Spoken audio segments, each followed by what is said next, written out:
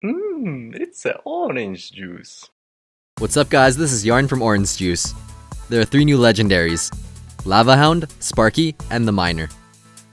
The Lava Hound unlocks in PEKKA's Playhouse. The lava, including its 6 pups, has 3900 HP. Health-wise, that's basically a flying giant. The total damage of the 6 pups is comparable to 3 minions.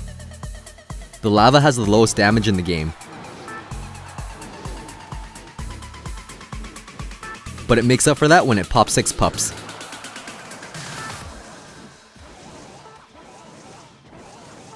Breaking it down, think of the Lava Hound as having 2 phases. Phase 1, the Hound is a tank but outputs less damage than 1 Spear Goblin. Phase 2, the Hound pops 6 fragile pups with equivalent DPS of 3 minions. It transforms from a tank into a glass cannon. That means it works incredibly well with any unit that can output damage when the lava is a tank. Then that unit can return the favor and tank for its strong but fragile babies.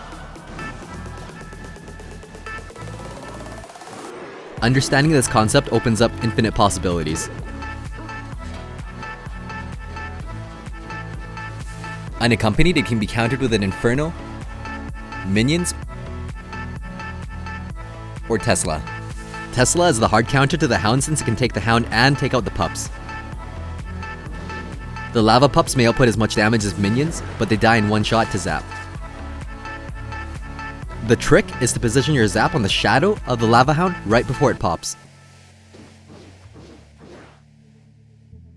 Sparky unlocks in the Builder's Workshop. This is a very unique card. Sparky's attack takes a full 5 seconds to charge up. The weapon starts charging the moment you plant it.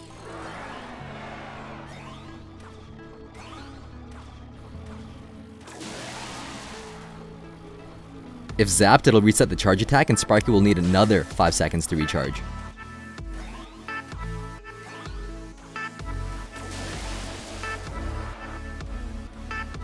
It's got relatively low health, but it's a very bad idea to leave Sparky ignored. It's a splash damage attack that can deal more damage than a rocket, but it's extremely difficult to get Sparky to reach the tower due to its low HP and easy aggro. Sparky is easily countered by surrounding it with units. I prefer to use skeletons or melee goblins for a huge positive elixir trade. Or you can attack it head on with a Dark Prince. His tiny shield will actually protect him from its nuclear blast. Same idea with the guards, they're going to demolish Sparky with their shield.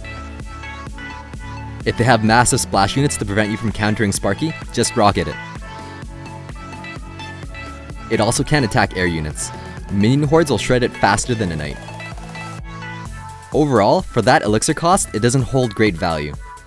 You can pressure the other lane with a hug and shut down Sparky with skeletons.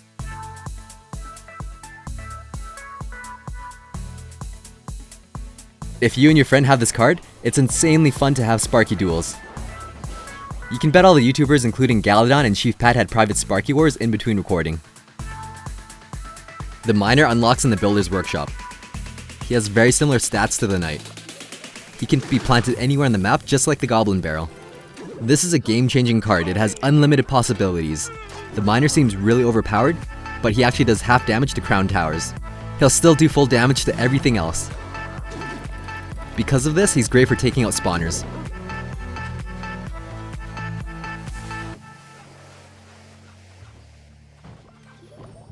He can creep up on that unreachable area on the bridge.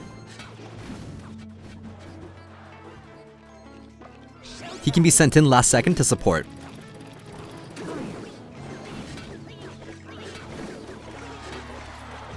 What I think is amazing about this card is that he's a hard counter to the princess. You no longer need to sacrifice your arrows to kill her. If you guys are considering to spend gems on legendaries, the shop gives the absolute best value. I'll look at it this way. With a 13% drop rate, I can buy 8 super magical chests for the chance to pull 1 legendary card. Or I can buy a legendary card of my choice for half the value of 1 super magical chest. I think it's great that Supercell gave us a fair way to obtain legendaries. Thanks for watching, make sure to follow us on Twitter for more quality OJ.